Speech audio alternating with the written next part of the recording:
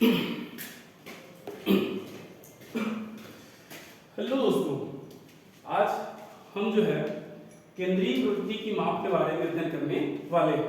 दोस्तों, जो केंद्रीय प्रवृत्ति की माप होती है, इसमें केंद्रीय प्रवृत्ति की माप, तो केंद्रीय प्रवृत्ति की जो माप है ये दो प्रकार का होता है दोस्तों। पहला जो केंद्रीय प्रवृत्ति की माप है, इसमें एक आता है आपका गणितीय माध्य और दूसरा होता है आपका सांख्यिकीय माध्य, सॉरी स्थिति माध्य। ठीक है, एक होता है गणितीय माध्य और दूसरा जो हमारा होता है वो होता है हमारा स्थिति माध्य। दोस्तों, ये जो वीडियो है या हम ये कहें केंद्रीय प्रवृत्ति की माप जो है छत्तीसगढ़ 11वीं क्लास और बीए फाइनल ईयर दोनों के लिए क्या है जी, बहुत ही महत्वपूर्ण है। तो दोस्तों, गणितीय माध्य में क्या आता है दोस्तों? तो गणितीय माध्य में जो आता है आपका, पहला है आपका समांतर माध्य, दूसरा है आपका हरात्मक माध्य और तीसरा जो होता है हमारा गुणात्मक माध्य होता है दोस्तों। ठीक है, पहला हमारा क्या होता है जी, समांतर माध्य, हरात्मक माध्य और तीसरा होता है हमारा गुणात्मक माध्य। जबकि स्थिति से संबंधित जो माध्य होता है वो आपका दो प्रकार का होता है, क्योंकि केंद्रीय प्रवृत्ति की जो माप है उसमें स्थिति के आधार पर जो है दो होते हैं। एक होता है आपका मध्यका और दूसरा जो होता है आपका बहुलक। दोस्तों, चाहे 11वीं क्लास का अर्थशास्त्र का बुक हो, चाहे बीए फाइनल ईयर हो, वहां पर जब हम बेसिकली समांतर माध्य, मध्यका और बहुलक का जो है क्या करते हैं, अध्ययन करते हैं। तो दोस्तों, चलिए आज हम पढ़ते हैं समांतर माध्य। तो समांतर माध्य में देख लेते हैं दोस्तों। समांतर माध्य जब हम पढ़ते हैं तो समांतर माध्य जो होता है वो औसत के रूप में ज्ञात किया जाता है जी। ठीक है, इस रूप में औसत के रूप में समांतर माध्य जो ज्ञात किया जाता है वो होता है आपका औसत के रूप में। अब जब हम समांतर माध्य के बारे में अध्ययन करते हैं तो यहाँ पर भी जो है हम तीन प्रकार से क्या करते हैं जी, समांतर माध्य की गणना कर सकते हैं।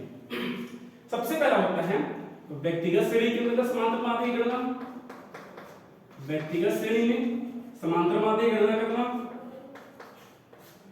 दूसरा होता है खंडीय श्रेणी के अंतर्गत समांतर माध्य की गणना करना और तीसरा होता है अखंडीय श्रेणी। ठीक है, पहला व्यक्तिगत श्रेणी, दूसरा खंडीय श्रेणी और तीसरा जो होता है आपका अखंडीय श्रेणी। तो व्यक्तिगत श्रेणी क्या होता है दोस्तों?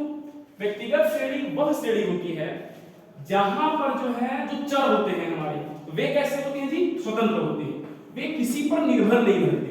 ठीक है, जहां जिस व्यक्तिगत श्रेणी के अंतर्गत जितने भी आपको चर मिलेंगे वे सारे के सारे चर कैसे होंगे जी, स्वतंत्र होंगे, किसी पर निर्भर नहीं रहते। दूसरा कि यहां पर जो है केवल पद मूल्य दिया जाता है। ठीक, व्यक्तिगत श्रेणी में जब हम पढ़ते हैं तो वहां पर चर तो कैसे होंगे, स्वतंत्र होंगे। दूसरा, वहां पर जो है पद मूल्य नहीं दिया जाता और तीसरा जो होता है वो कि व्यक्तिगत श्रेणी में आवृत्ति नहीं दिया जाता जी। क्या नहीं दिया जाता? आवृत्ति दिया हुआ नहीं रहता। जैसे हम करते हैं कि एक कक्षा में, ठीक है, एक कक्षा में जो है 5 छात्र पढ़ते हैं। एक कक्षा में कितने छात्र पढ़ते हैं जी? 5 छात्र पढ़ते हैं, जिनका नाम जो है राम है, मोहन है, ठीक, सोहन है, राज है, ठीक, और श्याम है। ये 5 छात्र क्या करते हैं जी, पढ़ते हैं। अब मान लें कि अर्थशास्त्र का मंथली टेस्ट होता है। किसका? अर्थशास्त्र का मंथली टेस्ट होता है। राम को कितना मिला? 8 नंबर, मोहन को कितना मिला? 10 नंबर, है ना, 10 नंबर का था ना मंथली टेस्ट। उस प्रकार सोहन ने कितना हुआ? 9 नंबर, इसको मिला 7 नंबर, या इसको मिला कितना? 6 नंबर। तो देखिए दोस्तों, ये व्यक्तिगत श्रेणी कौन सा है? क्यों? क्योंकि राम का जो नंबर है वो मोहन से मतलब है क्या? नहीं है। सोहन से उसका संबंध है क्या? नहीं है। तो इसी को कहते हैं व्यक्तिगत श्रेणी। वह श्रेणी होती है जिसके चर क्या होते हैं जी, स्वतंत्र होते हैं। और यहाँ पर देखिए केवल पद मूल्य दिया हुआ है, आवृत्ति दिया हुआ नहीं। दूसरा क्या होता है दोस्तों? खंडीय श्रेणी, जहां पर पद मूल्य भी दिया रहेगा और पद मूल्य देने के साथ साथ जो है क्या होता है, आवृत्ति भी दिया हुआ होता है। और तीसरा होता है अखंडी श्रेणी, जहां पर 0 से 10, 10 से 20 या 0 से 5, 5 से 10 या 0 से 20, ऐसा जब भी प्रश्न आता है या प्रश्न आता है से कम, से अधिक या आता है माध्य मूल्य, तो ये हमारे क्या होते हैं जी, अखंडी श्रेणी होते हैं। ठीक है दोस्तों, तो इस तरह से जब हम समांतर माध्य की गणना करेंगे तो समांतर माध्य में सबसे पहले व्यक्तिगत श्रेणी, व्यक्तिगत श्रेणी के बाद खंडी श्रेणी, खंडी श्रेणी के बाद क्या पढ़ते हैं, अखंडी श्रेणी पढ़ते हैं।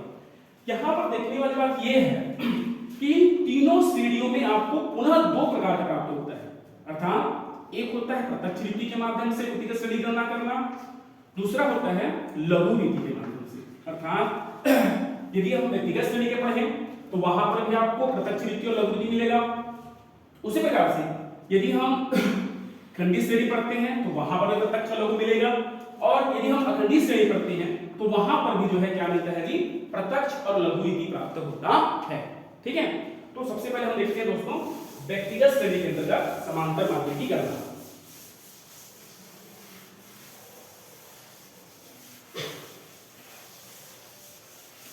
देख लीजिए, मान लेते हैं व्यक्तिगत श्रेणी के अंतर्गत समांतर माध्य की गणना।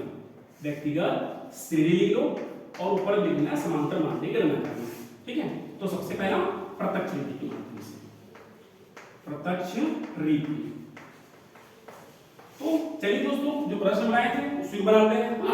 मान लेते हैं कि एक कक्षा है और उस कक्षा में कितने छात्र हैं जी, 5 छात्र हैं। ठीक है, उस 5 छात्रों में जो है अर्थशास्त्र का क्या दिया था, मंथली एग्जाम दिया था, जिसमें उनको जो है निम्न अंक प्राप्त हुए हैं। लिख लेते हैं, एक कक्षा में 5 छात्र उपस्थित हुए हैं जिनका मासिक मूल्यांकन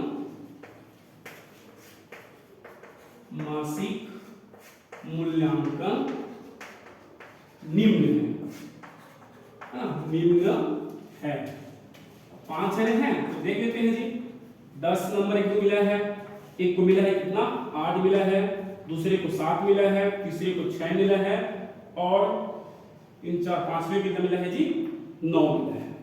अब बोलता है समांतर माध्य की गणना कीजिए। देखिए दोस्तों, कभी भी प्रश्न जो है ये नहीं पूछता कि व्यक्तिगत श्रेणी से बनाओ, खंडी श्रेणी से बनाओ या अखंडी श्रेणी से बनाओ। आपको प्रश्न देगा, उस प्रश्न को समझ करके आपको बताना है कि वो व्यक्तिगत श्रेणी में है, खंडी श्रेणी में है या अखंडी श्रेणी में। ठीक है, तो देख लेते हैं, इसको थोड़ा मिटा दे रहा हूं ना। देखिए यहां पर केवल क्या है, 5 छात्र के बारे में बताया है और 5 छात्रों को जो है अलग अलग क्या मिला है जी, अंक मिला है। ठीक, तो सबसे पहले हम इसको करते हैं प्रत्यक्ष रीति, व्यक्तिगत श्रेणी प्रत्यक्ष रीति के माध्यम से। ठीक है, तो यहां पर लिख लेते हैं 5 छात्र थे, उसको हम लोग ए बी सी डी और ई कर लेते हैं, है ना। पहले को कितना मिला है, को 10 मिला है, दूसरे को 8 मिला है, तीसरे को 7, चौथे को 6 और पांचवे कितना मिला है जी, 9 मिला है। ठीक है, तो ये हमारा हो जाएगा x। ठीक है, अब इसको मिटा देते हैं। तो जैसे मैं पहले ही बताया था, समांतर माध्य का अर्थ होता है औसत ज्ञात करना। ठीक है, समांतर माध्य का जो अर्थ क्या होता है जी, औसत निकालना होता है। तो औसत निकाल लेते हैं। सबसे पहले हम क्या करेंगे, इसको जोड़ देंगे। 10 और 8 18, 18 और 7 25, 25 और 6 31, 31 और 9 40। तो 1 से 12 बराबर कितना हो गया, 40। ठीक है, तो अब इसको हम लोग सूत्र ले लेते हैं। 1 से 12 हमारा क्या है, समांतर माध्य का चिन्ह है। तो 1 से 12 बराबर सिग्मा x बटा m, है ना। ये 1 से 12 नहीं होगा, ये हो जाएगा सिग्मा x। देख लेते हैं सिग्मा x का मान कितना है जी, 40। तो हम क्या कर लेंगे यहाँ पर 40 बटे हमारे पास कितनी संख्या है, तो 1 2 3 4 5 अरब है ना, इसलिए हम यहाँ पर क्या कर लेंगे, 5 कर लेंगे। तो इस तरह से 5 8 40, अर्थात औसतन जो है प्रत्येक छात्र को कितना प्राप्त हुआ है जी, 8 अंक प्राप्त हुआ है। ठीक है, फिर देखो दोस्तों, हमारे पास एक स्कूल में या एक महाविद्यालय में 5 छात्र थे जिन्होंने अर्थशास्त्र का मासिक मूल्यांकन टेस्ट दिया था, जिसमें ए व्यक्ति को 10 अंक मिला था, बी व्यक्ति को 8 अंक मिला था, सी को 7 मिला था, डी को 6 और ई को जो है कितना 9 अंक प्राप्त हुआ था। ऐसा प्रश्न आया था, है ना। तो हमने क्या किया, सबसे पहले जो इन सबको जोड़ लिया, जोड़ने के बाद कितना आया आपका अंक जी 40 आया। अब ये हमारा क्या होता है समांतर माध्यम है, x बार लगता है। तो सूत्र हमारा है x बार बराबर सिग्मा x बटा n कहां से निकाले, आपकी कुल संख्या से। तो 40 बटा 5 किए तो इसको हम भाग के कितना आया आपका 8 आया। तो इस तरह से 8 हमारा क्या हो जाएगा जी आंसर। देखिए अब इसी को हम किसमें बनाते हैं, लघु रीति में बनाते हैं, इसमें लघु रीति। तो लघु रीति बनाने के लिए क्या करना पड़ता है दोस्तों, आपको जो है कल्पित मान लेना पड़ता है, ठीक है। जैसे हमारे पास दिया था a को कितना मिला है जी, तो a को मिला था 10, b को कितना मिला था 8, c को कितना मिला है जी 7, d को कितना मिला है 6 और e को कितना मिला है आपका 9। ये हमारा क्या था x था। अब यहां आपको क्या करना है, यहां लेना है आपको कल्पित मान, ठीक है। क्या लेना है, कल्पित मान, कल्पित मान ले लेना, हाँ। और जिसको हम किससे दर्शाते हैं, a से दर्शाते हैं। अब इसमें से किसी भी एक संख्या को क्या मानना है, कल्पित मान मानना है और उस संख्या से जो है घटाते हुए आना है। जैसे मैं मान लेता हूं 7 को जो है क्या मानता हूं जी, कल्पित मान मान लेता हूं। a बराबर कितना हो जाएगा आपका 7। अब इस 7 को जो है इन सभी संख्या से क्या करके आऊंगा, घटाते हुए आऊंगा, ठीक है। चाहे आप 10 लो, 8 लो, 7 लो, 6 या 9 लो, कुछ भी संख्या लेते हो आंसर जो है उतना ही आएगा, ठीक। देख लेते हैं 10 में 7 गया तो माइनस का 3, 8 में 7 गया तो माइनस का 1, 7 में 7 गया तो 0, 6 में 7 गया तो प्लस का 1, 9 में 7 गया तो प्लस का 2। ध्यान रखना है दोस्तों, प्लस और माइनस जो है हमेशा आपको ध्यान में रखना है, ठीक है। तो कितना हो जाएगा 3 और 1 4, माइनस का 4, 2 और 1 3 तो प्लस का 3 हो जाएगा, ठीक है। एक सेकंड,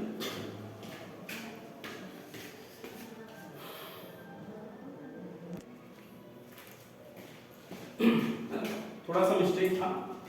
10 में 7 जाएगा तो प्लस का 3 होगा, 8 में 7 जाएगा तो प्लस का 1 होगा, 7 में 7 जाएगा तो 0, 6 में 7 जाएगा तो कितना हो जाएगा जी माइनस का 1 और 9 में 7 जाएगा तो कितना हो जाएगा प्लस का 2।